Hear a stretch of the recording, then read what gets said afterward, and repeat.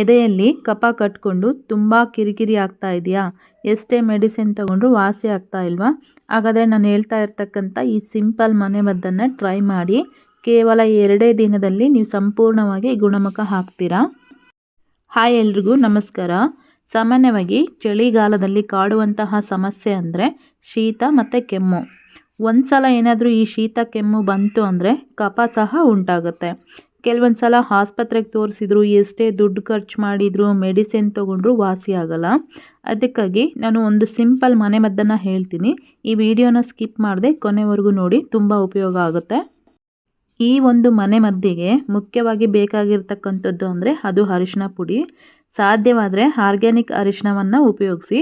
ನಾನು ಮನೆಯಲ್ಲೇ ಇರ್ತಕ್ಕಂಥ ಅರಿಶಿನ ಕೊಂಬನ್ನು ಒಣಗಿಸ್ಬಿಟ್ಟು ಕುಟ್ಟಿ ಪೌಡರ್ ಮಾಡಿಕೊಂಡು ತೊಗೊಂಬಂದಿದ್ದೀನಿ. ಈಗ ನಾನು ಒಂದು ಬೌಲಿಗೆ 1 ಸ್ಪೂನ್ನಷ್ಟು ಜೇನುತುಪ್ಪನ ಹಾಕ್ಕೊಂಡಿದ್ದೀನಿ. ಹಾಗೆಯೇ 1 ಸ್ಪೂನ್ನಷ್ಟು ಅರಿಶಿನ ಪುಡಿನೂ ಸಮೇತ ಸೇರಿಸ್ಕೊಂಡಿದ್ದೀನಿ. ಇದನ್ನು ಚೆನ್ನಾಗಿ ಮಿಕ್ಸ್ ಮಾಡ್ಕೊಂಡ್ಬಿಟ್ಟು ಪೇಸ್ಟ್ ಥರ ರೆಡಿ ಮಾಡ್ಕೊಳ್ಳೋಣ. ಜೇನುತುಪ್ಪ ಏನಾದರೂ ಕಡಿಮೆ ಆಯಿತು ಅಂತಂದರೆ ನಾವು ಇನ್ನೊಂದು ಸ್ವಲ್ಪ ಆ್ಯಡ್ ಮಾಡ್ಕೋಬೋದು. ಈ ರೀತಿ ರೆಡಿಯಾಗಿದೆ ನೋಡಿ. ಈ ಪೇಸ್ಟನ್ನು ನಾವು ದಿನಕ್ಕೆ 2 ರಿಂದ 3 ಬಾರಿ ನಾವು ನೆಕ್ಕಿ ತಿನ್ನಬೇಕು. ಇದೇ ಥರ 1-2 ದಿನ 3 ದಿನ ಮಾಡ್ತಾ ಬಂತು ಅಂತಂದರೆ ಕೆಮ್ಮು ಮತ್ತು ಕಫ ಕಟ್ಕೊಂಡಿರುತ್ತಲ್ಲ, ಅದು ಸಂಪೂರ್ಣವಾಗಿ ಗುಣಮುಖ ಆಗುತ್ತೆ.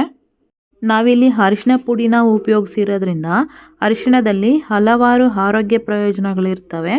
ದೇಹದಲ್ಲಿರ್ತಕ್ಕಂಥ ಉರಿಯೂತವನ್ನು ಕಡಿಮೆ ಮಾಡಿದ್ದಲ್ಲದೆ ರೋಗ ನಿರೋಧಕ ಶಕ್ತಿಯನ್ನು ಹೆಚ್ಚಿಸುತ್ತೆ ಮತ್ತು ಜೀರ್ಣಕ್ರಿಯೆಯನ್ನು ಸಹ ಸುಧಾರಿಸುತ್ತೆ.